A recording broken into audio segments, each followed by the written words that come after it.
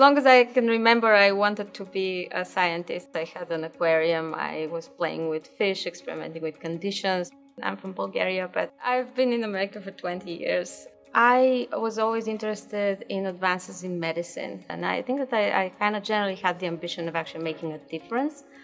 When I finished graduate school, there was really an expansion of this genomics, genetics approaches in biology, and a lot of need for computationally trained scientists to enter.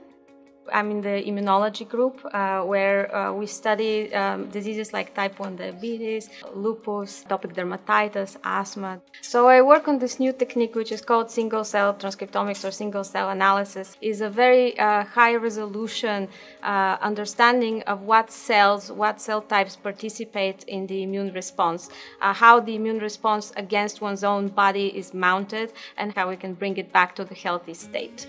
We actually need to use a lot of computational tools to kind of put the data in a format that is actually possible to ask biological questions from. All the cells in their body have the same DNA, and yet all of these cells look very different. Right? Your skin is very different from your blood, it's very different from your eye. The reason is that each cell uses its DNA differently, the way that you would use a recipe book. So you can think of your DNA as the recipe book and then your cells as the cooks.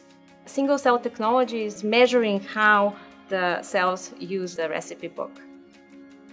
Before we could look at single cells, all we could look at was how the tissue behaves. So basically we could look at the blood of the patient and we could distinguish how the blood of the patient is different from the healthy individual. But the blood is a very complex organ, right? It has a lot of different cell types that compose the blood. And so what we can do with single-cell technology is we can look at individual cell types in the blood, what they do, and target them individually. For example, we can make a pathogenic cell type less abundant using certain methods of targeting that we have.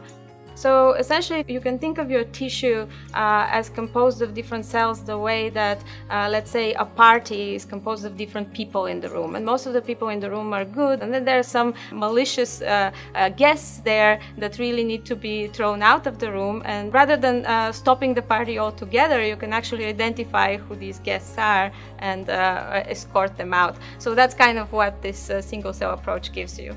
I guess the same bad people will appear at different parties. And so first of all, it would give you a connection across diseases. And second, it would allow you to get a handle on the cellular threats to your body.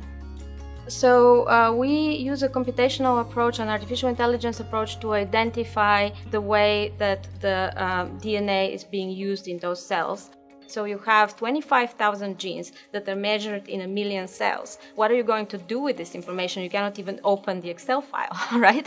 So you have to actually come up with modern ways to understand what are the patterns in the data without ever reading the raw data. AI is only beginning to have impact. We have a notion that it will really transform the way we can predict at the individual patient level the outcome, but also in the way that we understand disease. The artificial intelligence will be one of the key pillars driving medicine forward. We're going to do this again.